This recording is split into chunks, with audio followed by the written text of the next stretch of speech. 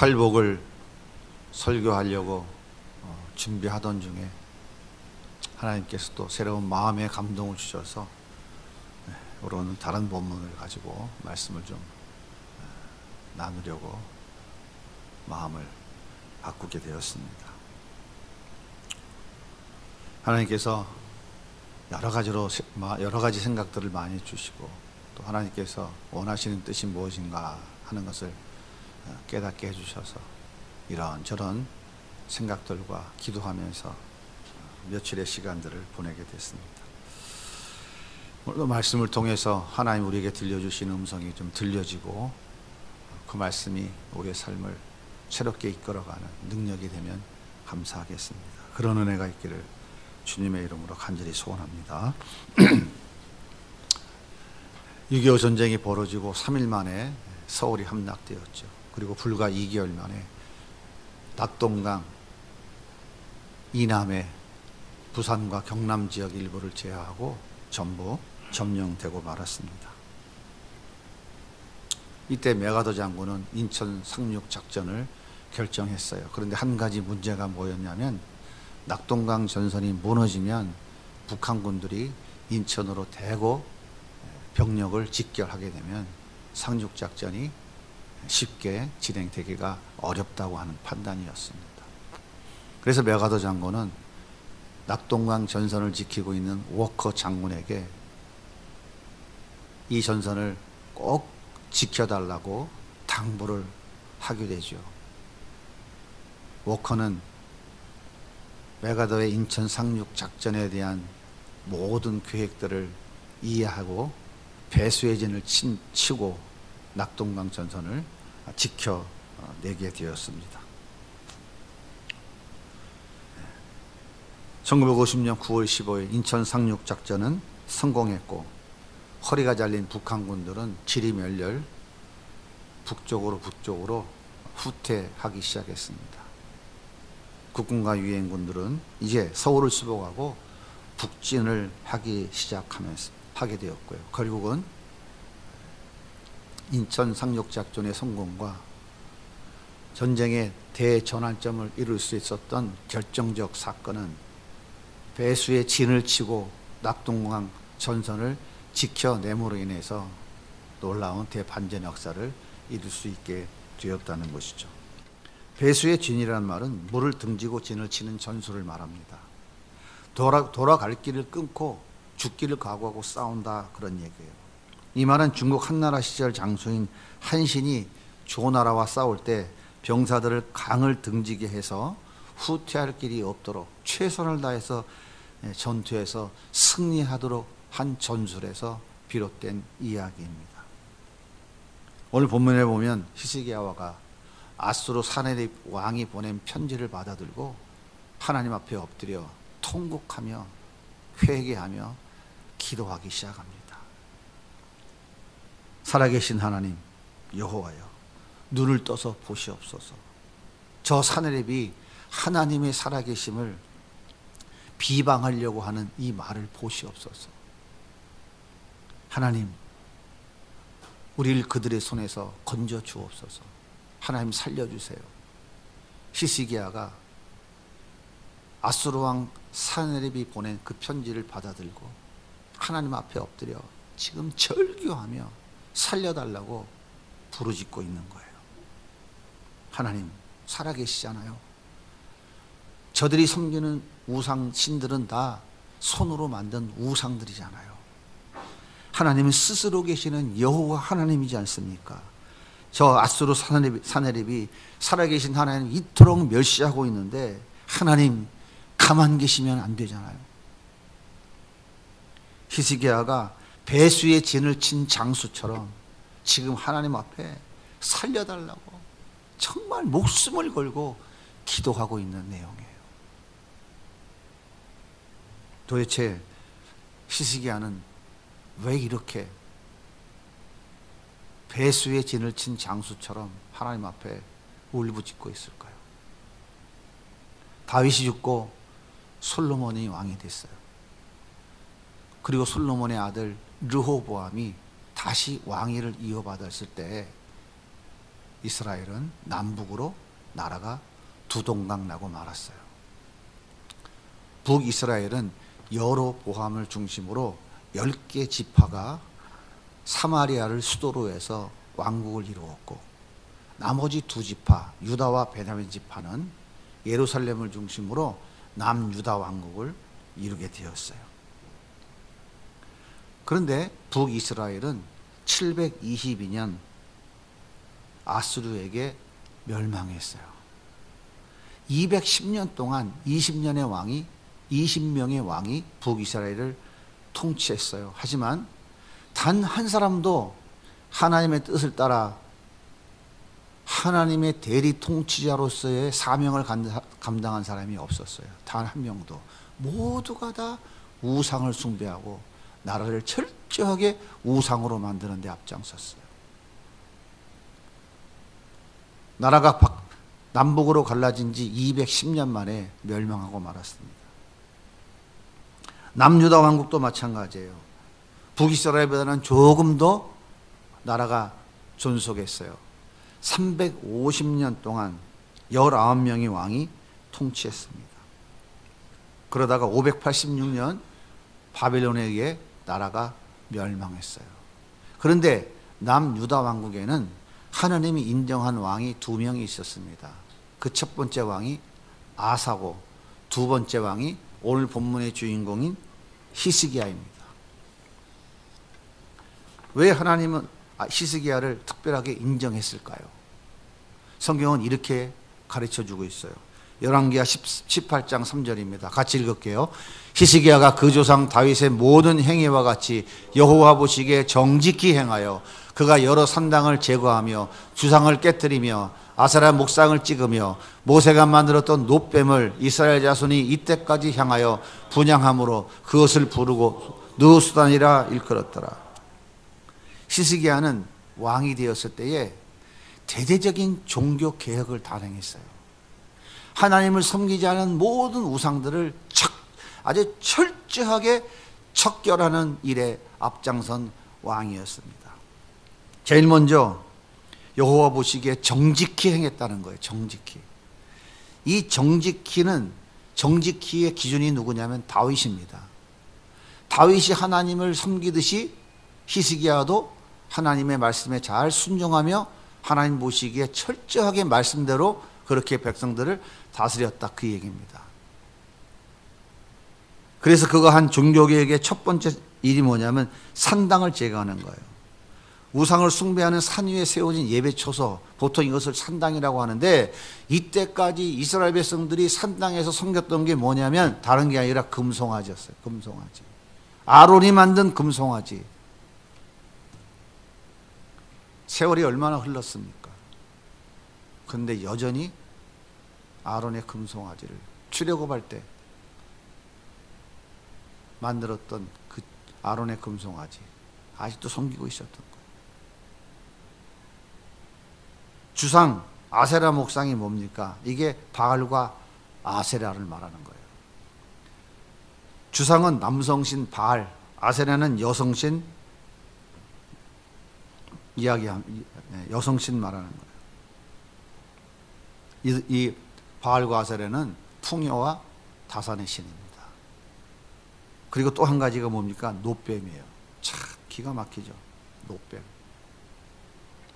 이스라엘 백성들이 광야에서 하나님께 원망하다가 불뱀이 나와서 물었잖아요. 그랬더니 하나님께서 모세에게 모세야 장대 높이 구리뱀 달아서 매달아라. 이 구리뱀을 쳐다보는 사람은 살리라 했어요. 이때 그 구리뱀 놋뱀을 쳐다본 사람은 살았고, 저거 쳐다본다고 살아? 믿지 않고 원망한 사람들은 다 죽었습니다. 1000년 전에 있었던 사건이에요. 근데 그 1000년 전에 있었던 그 놋뱀을 지금도 섬기고 있는 거예요. 그 1000년 전에 만들었던 그 금송아지를 지금도 만들어 섬기고 있는 거예요. 얼마나 기가 막힙니까? 우상은 이렇게 무서운 거예요. 그들이 복 준다고 생각하는 거예요. 히스기야가 철저하게 다 우상을 깨부셨어요. 하나님이 너무 기뻐하셨습니다.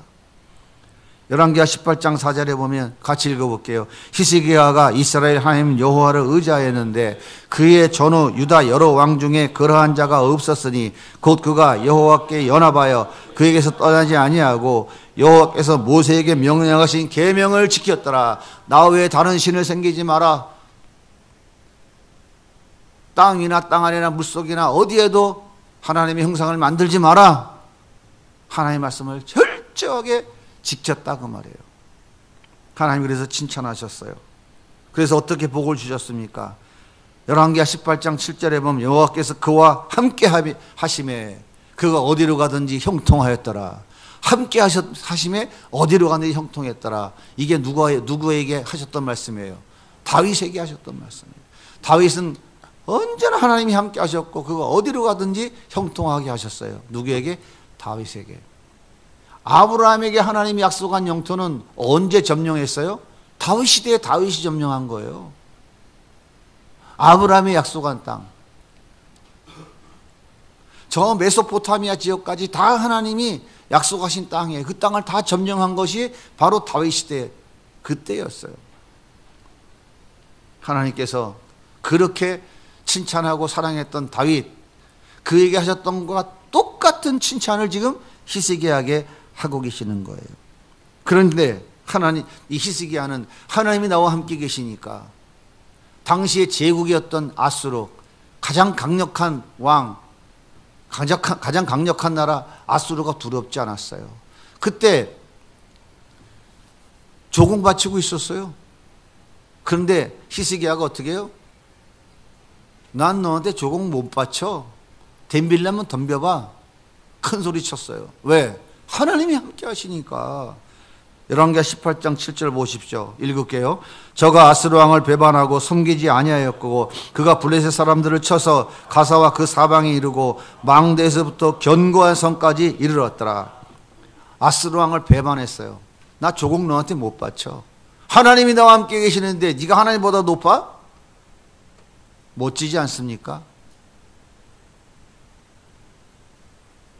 그리고 오히려 옆에서 깝죽깝죽 걸리는 블레셋 다 쳐버렸어요.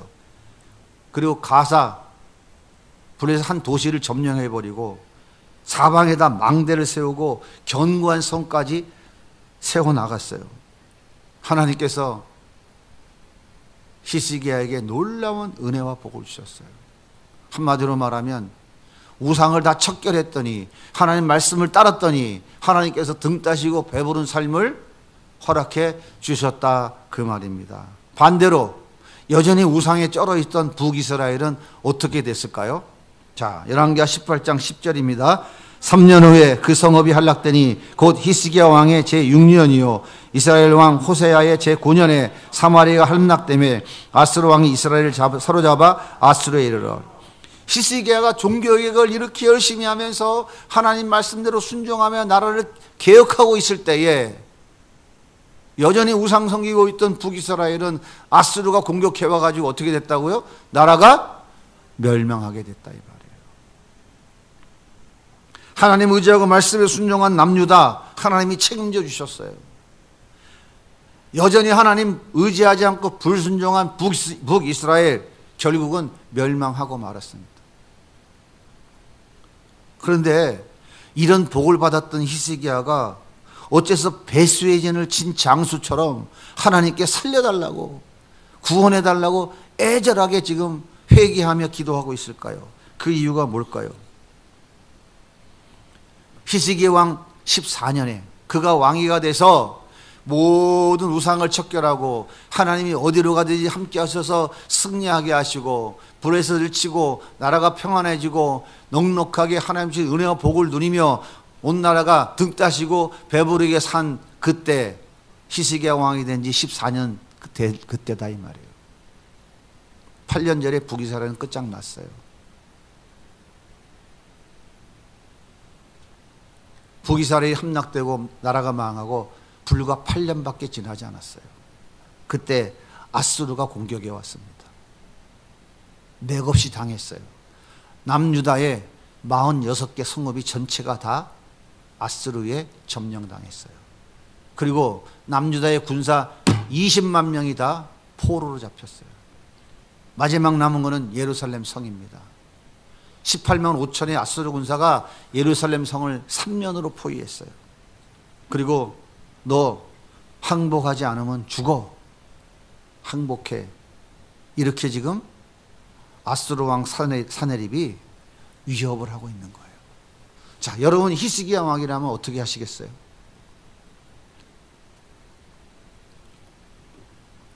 이 위기 앞에서 히스기야는 자기 능력으로 이 위기를 해결해 보겠다고 시도했어요.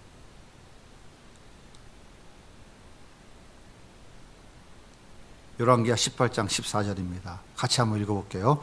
유다의 왕 히스기야가 라기스로 사람을 보내어 아스르 왕에게 이르되 내가 범죄하였나이다. 나를 떠나가 돌아가소서. 왕이 내게 지으시는 것을 내가 당하리이다 하였더니 아스르 왕이 곧 은 300달란트와 금 30달란트를 정하여 유다 왕 히스기야에게 내게 한지라. 네가 감히 나한테 배반을 해? 조공을 안 바치고 건방지게 네가 나한테 지금 한번 을러보자고 까불어? 이런 건방진 거시기를 보았나? 죽고 싶어? 살고 싶어?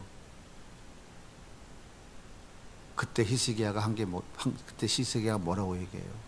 내가 당신이 말하는 대로 당하겠다고 그래요. 내가 범죄했다고 그래요.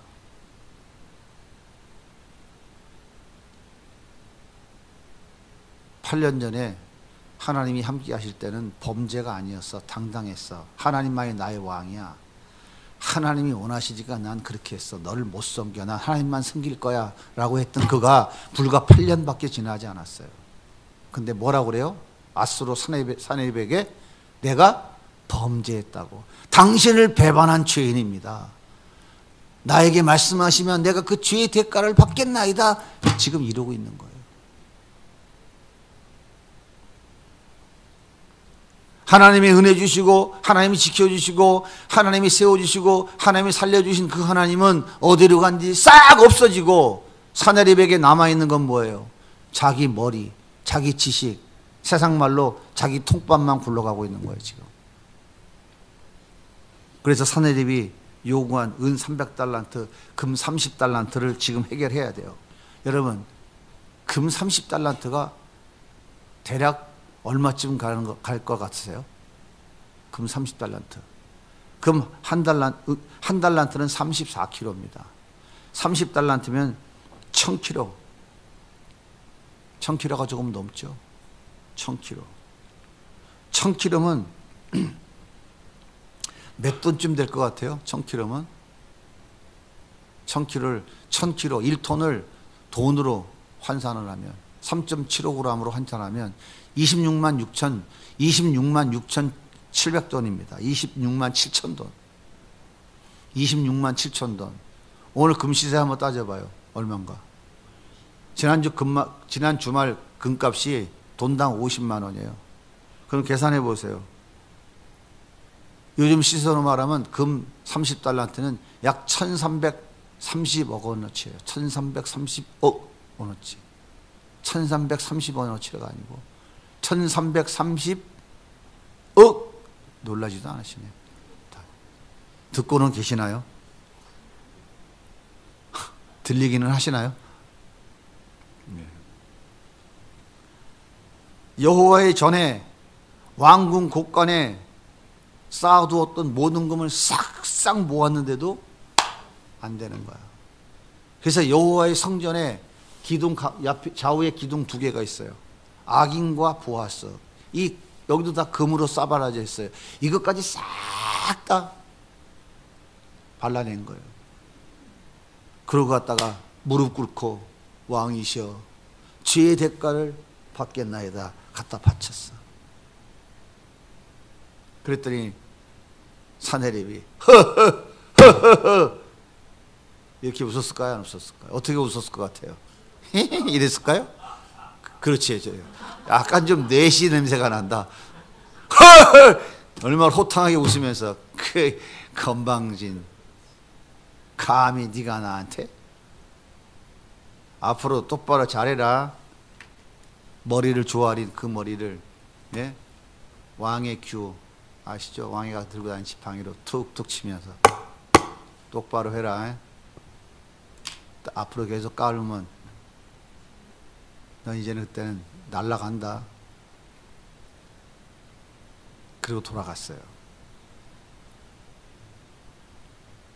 얼마나 비통했겠어요. 히스기야가 얼마나 억울하고 원통했겠어요. 그러면 정신을 차려야 되잖아. 그 다음에 무슨 생각을 또 해요? 저 인간이 또 공격해 올 수 있다. 저놈이 또 공격해 온다. 그러면 방어책을 해야지. 그래서 사신을 이번엔 누구한테 보내? 애굽에 보낸다. 애굽에 보내서 우리를 좀 도와주세요. 우리를 좀 도와주세요. 열왕기하 18장 21절 말씀 있나요? 같이 읽겠습니다. 시작. 이제가 내가 너를 위하여 저 상한갈대 지팡이 애굽을 의뢰하도다. 사람이 그것을 의지하면 그의 손에 찔려 들어갈지라. 애굽의 왕 바로는 그에게 의뢰하는 모든 자에게 이와 같으리라. 뭐라고 그래요 지금? 상한 갈대 지팡이라고 그러잖아요. 네가 상한 갈대 지팡이 애굽을 의뢰해? 무슨 얘기입니까? 히스기야가 애굽 바로 왕에게 우리 좀 도와달라고 사신을 보낸 거예요. 그때 이미 애굽은 나라가 다 절단나서 아수를 이길 수가 없어요. 상한 갈대도 힘이 없는데 그놈의 갈대가 상했으니 뭔 힘이 있겠어요. 거기 가가지고 도와달라고, 우리 좀 살려달라고, 저 아수리 좀 이기게 원명 좀 보내달라고 살살살 무릎 꿇고 빌고 있는 거예요. 세상 사람들은 다 알고 있어. 애굽은 아수르한테 이미 벌써 깨졌다. 이미 끝났다. 여러분 역사에 보십시오. 갈그미스 전투에서 세계사에 보면 이겼어요, 졌어요? 애굽이 이미 졌어. 근데 거기 가서 살려달라고 그래. 자기만 모르는 거야, 자기만. 자기 꾀에 빠져가지고. 얼마나 한심합니까? 이 사실을 나중에 안 사내립이 조롱하는 거예요. 야, 너 상한 갈대 지팡이한테 가서 나를 좀 해결해 달라고 그랬어? 이놈 하고 또 공격해 온 거예요. 또 다시 공격해 온 거예요. 열왕기하 18장 25절 같이 읽겠습니다. 내가 어찌 여호와의 뜻이 아니고야 이제 이곳을 멸하러 올라왔겠느냐? 여호와께서 전에 내게 이르시기를 이 땅으로 올라와서 쳐서 멸하라 하셨느니라 하는지라. 뭐라 그럽니까 지금 아수르 사내립이? 네가 믿는 하나님 여호와가 너 가서 혼내주라고 그래서 온 거야. 얼마나 웃깁니까? 무슨 얘기하는 거예요? 네가 믿는 하나님이 나한테 조공바치면 안 된다고, 나 섬기지 말라고 그래서 너 나 배신했지 이놈아? 네가 믿는 그 하나님이 너 혼내주라고 그래서 나 온 거야. 누굴 조롱하는 거예요? 하나님을 조롱하는 거예요. 하나님을 조롱하고 있는 거라니까요.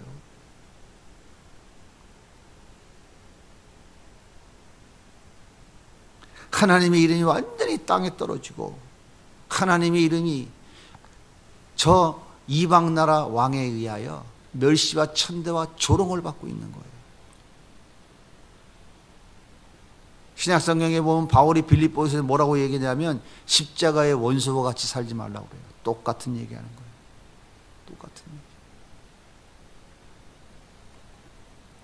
하나님이 함께 하셨던 히스기야가 지금 어째서 이 지경까지 됐을까요?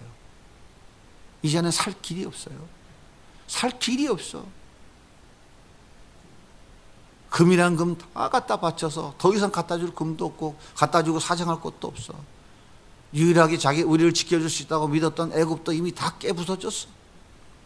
46개 성읍은 다 점령당했고 마지막 남은 이 예루살렘 성은 18만 5천의 군사들이 뺑뺑 둘러싸서 멸망하기 직전이야. 그런데 사내립은 편지를 보내서 조롱하고 있는 거예요. 하나님을 조롱하고 있는 거예요. 네가 날 배신해?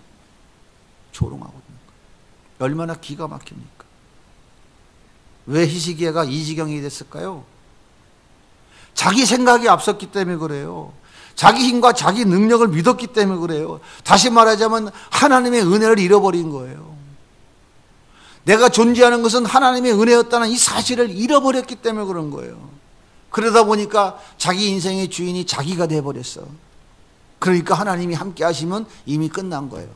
내가 주인인데 왜 하나님이 함께 하세요? 하나님이 주인일 때 당연히 하나님이 함께 하시고 이끌어 가시는 것이지. 하나님의 주인 되심, 하나님의 주권됨을 완전히 상실해버리고 마른 거예요.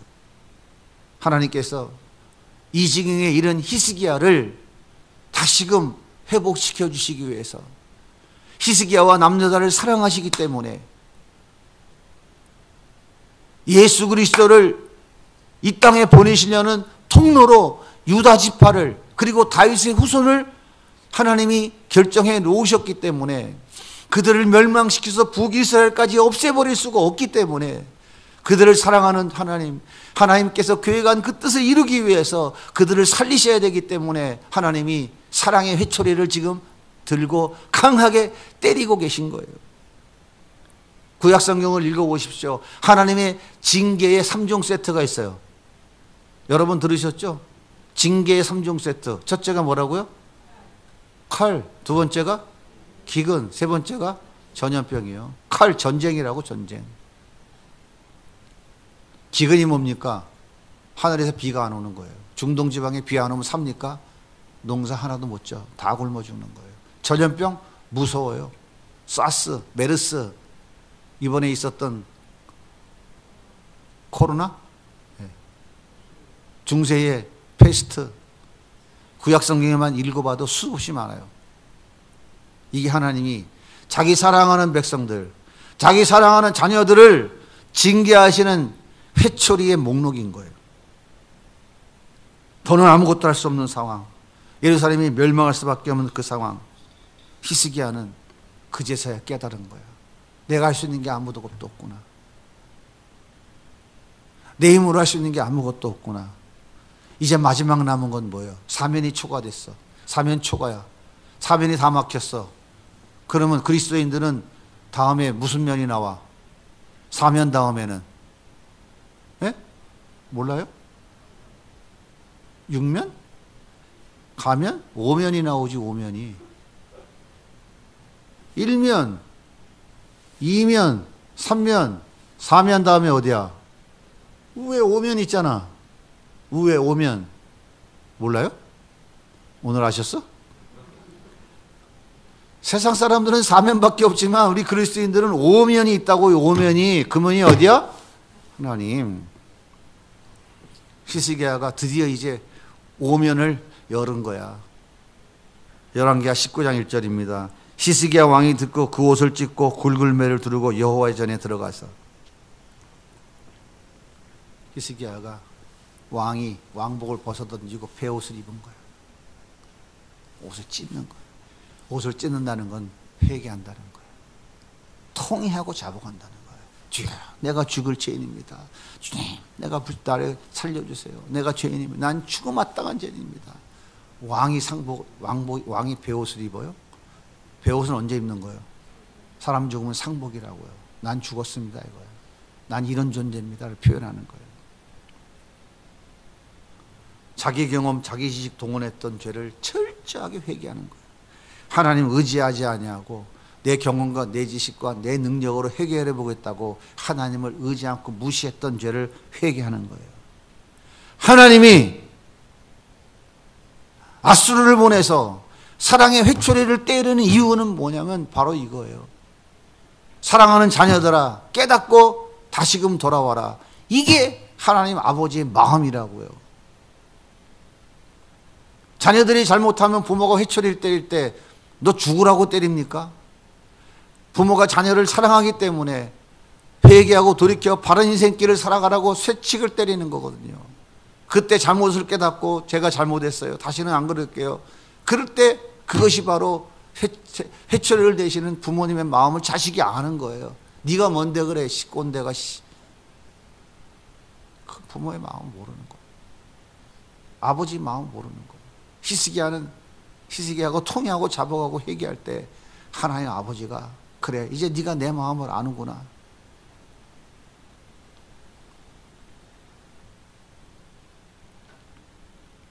지금 대한민국의 상황을 보면 정말 안타깝지 그지없습니다. 차별금지법 통과가 문제가 아니에요. 코로나 때보다 더 심각한 문제가 발생할 수 있어요. 이때 우리가 해야 할 일은 히스기야처럼 배수의 진을 치고 우리의 죄를 용서해 주시옵소서, 이 나라를 살려주옵소서, 한국교회를 살려주옵소서, 하나님을 떠난 우리의 죄를, 하나님을 떠난 우리의 죄 때문이라고 회개해야 되는 거예요. 회개해야 된다고요. 하나님은요, 하나님을 믿지 않는 자들에겐 관심이 없어요. 왜 관심이 없어요? 그들은 지들 멋대로 살다가 지옥에 갈 거니까 관심 없다니까요. 구약 성경을 읽어보십시오. 하나님이 에돔에 관심이 있어요, 모압에 관심이 있어요, 블레셋에 관심이 있어요, 아람에 관심이 있어요, 어느 나라에 관심이 있어요. 오로지 관심은 이스라엘 백성들밖에 없었다고요. 70년 후에 다시금 그들을 회복시켜서 예수 그리스도, 하나님이 약속하신 그 예수 그리스도를 다윗의 후손을 통해서 보내시기 위해서 그 거대한 제국 바벨론은 어느 날 갑자기 그냥 무너뜨려 버리잖아요. 누구를 들어서? 페르시아, 지금의 이란 아닙니까? 그 고레스 왕을 세워가지고 그 거대한 바벨론 제국을 그냥 무너뜨려 버리고, 그 고레스가 뭐라 그래요? 야, 이스라엘 니네들 고향으로 다 돌아가. 하나님 그거 시키시려고 고향으로 다 돌아가. 그게 보따리 싸들고 고향에 돌아왔잖아요. 그 고향에 돌아온 사람이 남은 자라고 하는 거예요. 나머지는 어떻게, 여기가 좋은데 왜 우리가 고향 가니? 그래서 이스라엘 백성들이 전 세계에 흩어져서 살기 시작한 거예요. 그때부터. 그리고 로마에 의해 완전히 멸망한 뒤로는 더 많이 흩어졌지만은, 하나님이 이렇게 세상의 역사를 주관해 가시는데, 누구 때문에? 하나님의 창세자에 선택한 하나님의 자녀들 때문에 세상을 역사해 가시는 분인 거예요.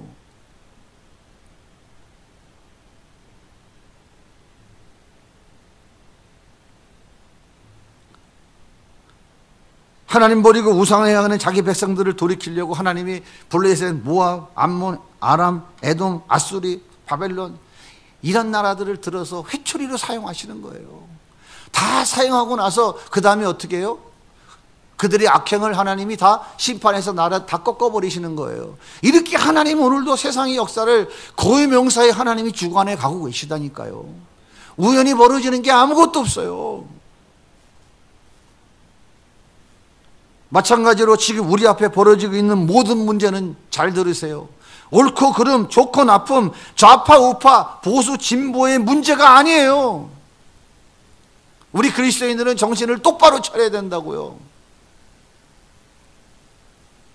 하나님을 떠난 한국교회가 회개하고 하나님 앞에 배수의 진을 친 심정으로 회개하고 돌이키라고 하나님이 지금 역사하고 계시는 거라고요. 보수가 뭐가 나쁘고 진보가 뭐가 나쁩니까? 보수가 있고 진보가 있어야지 균형을 맞춰서 나라가 건강하게 커지는 거고, 좌파가 있으면 우파가 있고 그래야 건강하게 나라가 운영이 되어지는 거죠. 하나님이 허락하지 않으시면 어느 누구도 될 수 없어요. 날아가는 참새 한 마리도 하나님이 허락하지 않으시면 30데나리온에 하루 일당 16분의 1밖에, 3,000원밖에 안 가는 그 참새도 떨어지지 않는다니까요. 우리 그리스도인들이 하나님 말씀을 바로 보고 이 세상을 바라보는 눈을 떠야 된다고요. 눈을 떠야 된다고요. 그리스도인들이 335 모여가지고 정치인들을 향하여, 세상을 향하여 욕해대는 꼴을 보니까 너무너무 기가 막혀서, 주님이 안타까운 마음을, 암흑한 마음을 너무 주셔서 제가 오늘 이렇게 우리 성도들에게 말씀을 지금 전하고 있는 거예요. 주님의 마음은 뭐예요? 히스기야 같이 왜 이 지경이 됐는가? 우리가 하나님을 버렸구나, 말씀을 버렸구나, 거기서 돌이키라고 하시는 하나님 뜻이구나, 들을 귀가 없고 볼 수 있는 눈이 없는 거예요. 그러니까 예수님이 이 땅에 오셨을 때 바리새인들이 어떻게 했어요? 하나님의 아들 메시아, 빛이 비추니까 그 어둠이 그 빛을 보면서 자기가 정말 이거는 너무나 쓰레기 같은 죄인이라는 깨달아지니까 그 빛을 가리려고 예수님은 십자가에 못 박아 죽여버리잖아요. 빛을 비춰야 되는데, 예수의 빛을 비춰야 되는데, 그 빛이 세상에 가려서 두려워서 무서워서 숨고 있다 이 말이에요. 숨고 있다고. 동성애자는 나쁘다고 비판하고 정죄하지 말고, 정치인들이 나쁘다고 손가락질 하지 말고, 우리 죄 때문에 이런 일이 지금 벌어지고 있음을 인정하고 회개하는 거예요. 이게 하나님이 원하시는 거라고요.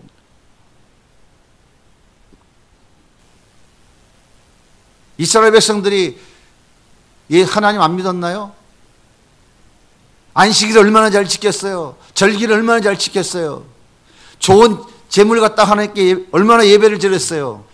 근데 그들은 모두 겸해서 섬겼어요? 바알과 아세라 우상도 동시에 섬겼다고요. 예수님 뭐라고 그래요? 하나님과 제물을 겸하여 섬길 수 없다고 말씀하시잖아요. 하나님 뭐라고 그래요? 니들이 나를 언제 섬겼냐? 이스라엘 백성들이 우리가 하나님을 언제 버렸습니까? 단지 바알과 아세라도 동시에 사랑한 것밖에 없지요. 그런데 하나님은 너는 나를 버렸다라고 말씀하고 있는 거예요. 버렸다고.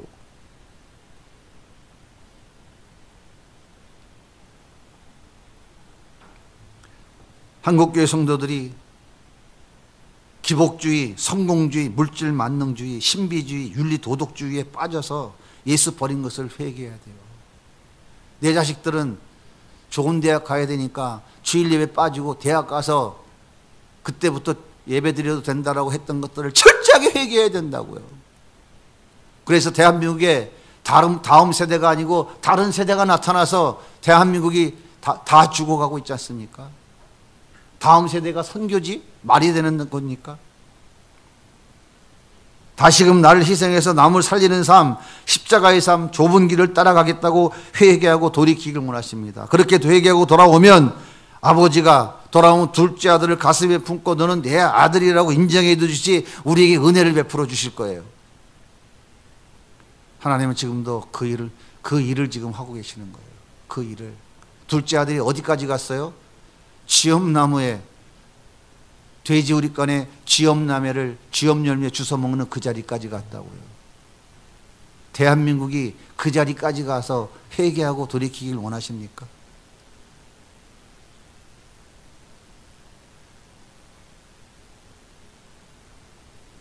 참 가슴이 아프네요. 가슴이 아파. 제가 어릴 때만 해도 우리 어머니가 토요일 날이면 1,000원짜리 대림질 했다니까요. 헌금 드린다고. 하나님 은혜에 감사해서. 하나님 때문에 저 자식들 밥 안고 묵고 잘 먹고 살게 해주셔서 감사하다고.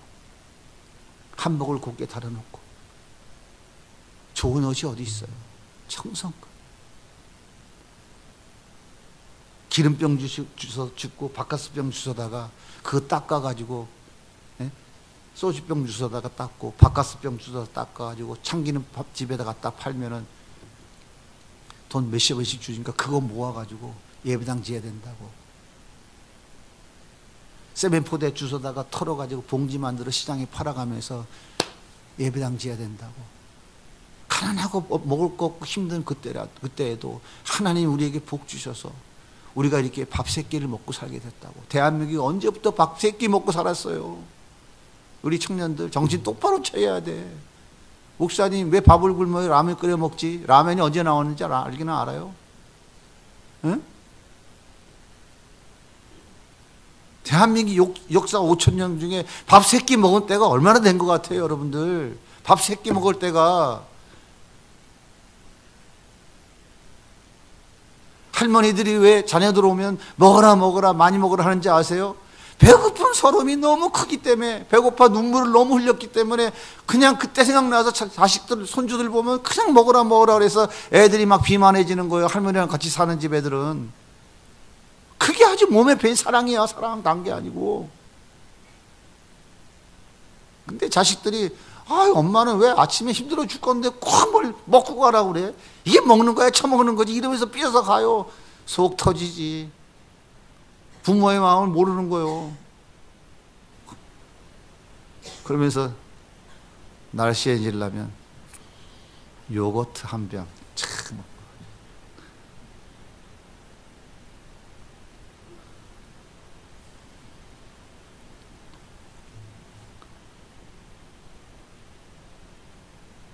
하나님이 그렇게 역사하시고 은혜 주셨던 그 하나님의 살아계심을 경험해 본 새들이 다 죽었어요.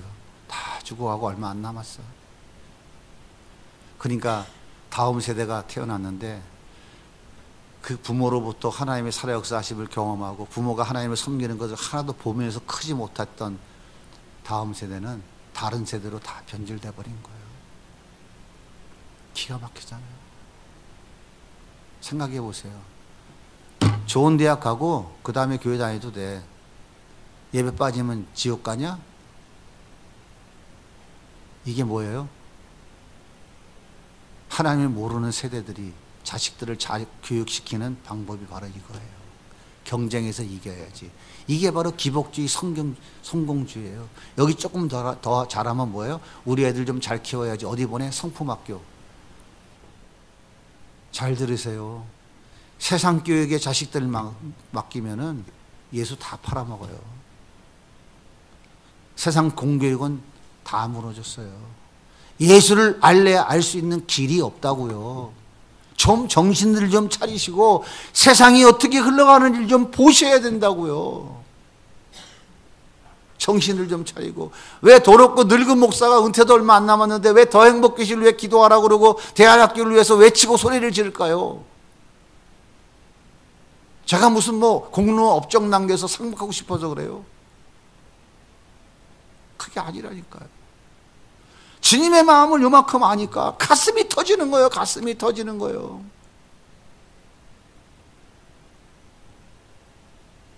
그렇게 하나님 앞에 돌이키기만 하면 하나님이 들으신다니까요.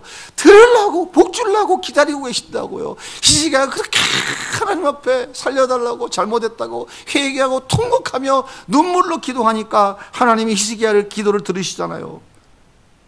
20절 말씀을 같이 읽어보겠습니다. 내가 아수르 왕 사라임 때문에 내게 기도하는 것을 내가 들었노라 하시잖아요. 들었노라. 들었으니까 어떻게 해요? 들으니까 하나님이 듣기만 하면 그 전능하신 하나님이 당장이라도 역사하신다니까요. 그 전능하신 하나님, 그 불가능이 없인 하나님이 그까지 아수리 18만 5천의 군사들 그까지 그 한 방에 해결을 못 하시냐고요. 태양도 창조하시고 우주 만물을 창조하시고 지금도 말씀 한마디에 이 우주 만물을 운행하시는 그 전능하신 하나님이 그까지 그걸 해결을 못 하시겠느냐고요. 열왕기하 19장 35절 같이 읽어보겠습니다. 이 밤에 여호와의 사자가 나와서 아스로 진행해서 군사 18만 5천을 친지라 아침에 일찍 일어나 보니 다 송장이 되었더라. 이게 하나님이 하시는 일하시는 방법이라고요. 그래도 에이 그게 어떻게 뭐 성경에 뭐 그런 옛날 얘기 있는 거지. 뭐 옛날 재밌는 뭐 이솝우화 같은 얘기지 무슨 뭐 어떻게 하룻밤에 18만 5천 명이 어떻게 나와서 죽여요? 누가 죽였다는 거야?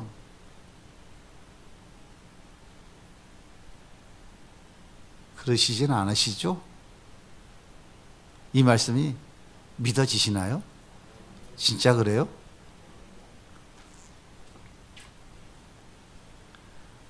아수르의 군사 18만 5천 명. 하나님이 왜 이 아수르 군사 18만 5천 명을 하룻밤에 다 송장 만드셨을까요? 이유가 뭘까요? 이유가 그 사람들 관심 없어요. 하나님이 히스기야와 남유다 백성들에게 하나님이 살아계시다는 것을 지금 증거로 보여주시기 위해서 하신 거예요. 하나님이 이런 분이다. 너희들이 하나님만 믿고 의지하고 따라와라. 그거 보여주고 계신 거예요. 그리고 하나님의 이름을 망령태 일컫고 까불었던 주댕이 놀렸던 사내립은 어떻게 돼요? 살아서 도망갔잖아요. 가서 누구한테 죽어요? 자식들한테 칼 맞아 죽어요. 반역이 일어나서. 비참하게 죽는 거예요. 하나님이 우리의 회개를 들으시면 그 순간 우리에게 보내신 채찍은 사라집니다. 인간의 생각, 인간의 지혜와 지식 버리고 철저하게 회개해야 됩니다. 사랑하는 여러분, 우리가 왜 하나님 앞에 무릎 꿇지 않을까요?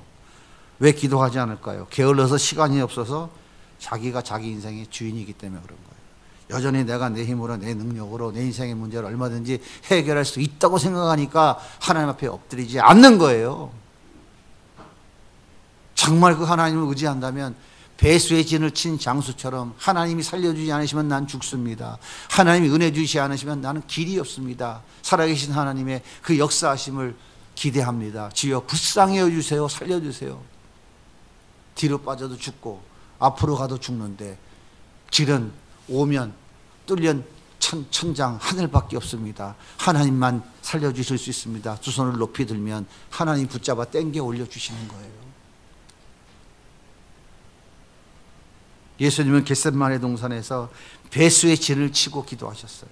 얼마나 간절히 기도하셨으면 떨어지는 땀방울이 핏방울처럼 보일 정도였어요.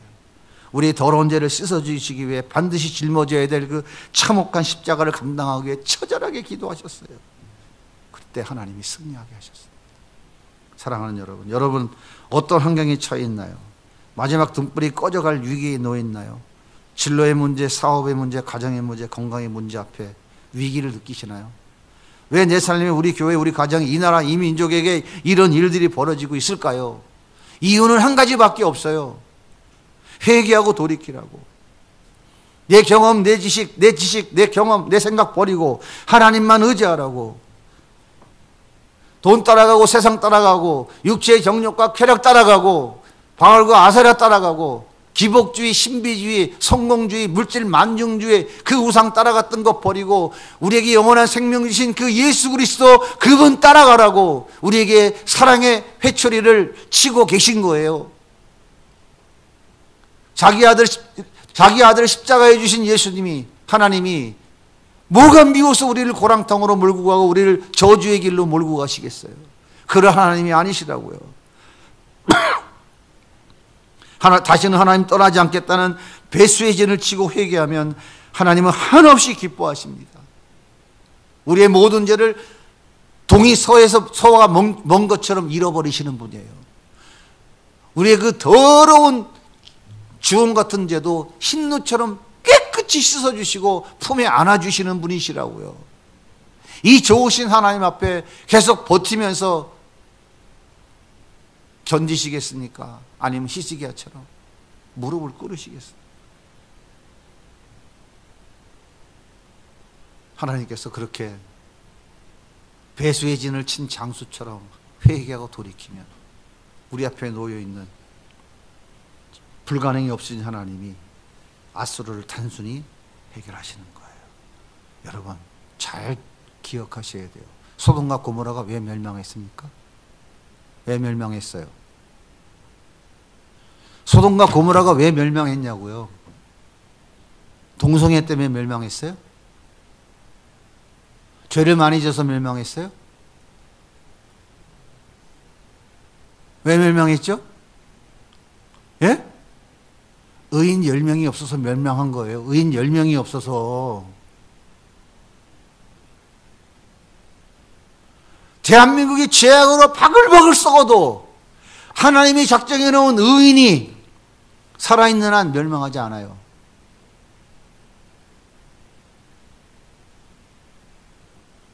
인간의 생각과 인간의 방법대로 나라가 망하고 흥하지 않는다고요. 누가 하신다고요? 하나님 손에 달려 있다고요. 의인 10명 있으면 소돔과 고모라도 멸망하지 않았어요. 그 무지막지한 죄악이 창궐했던 그 도시도 의인 10명이 없어서 하나님이 멸망시켜버린 거예요. 여러분, 하나님이 물로 심판할 때 이 세상에 구원받은 사람이 몇 명이에요? 예? 몰라요? 하나님 물로 세상을 다 심판해 버리셨잖아요.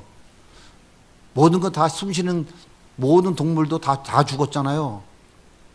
몇 명 살아남았어요? 몇 명만 구원받았어요? 노아의 가족 8명만. 이게 뭘 의미하는 거예요?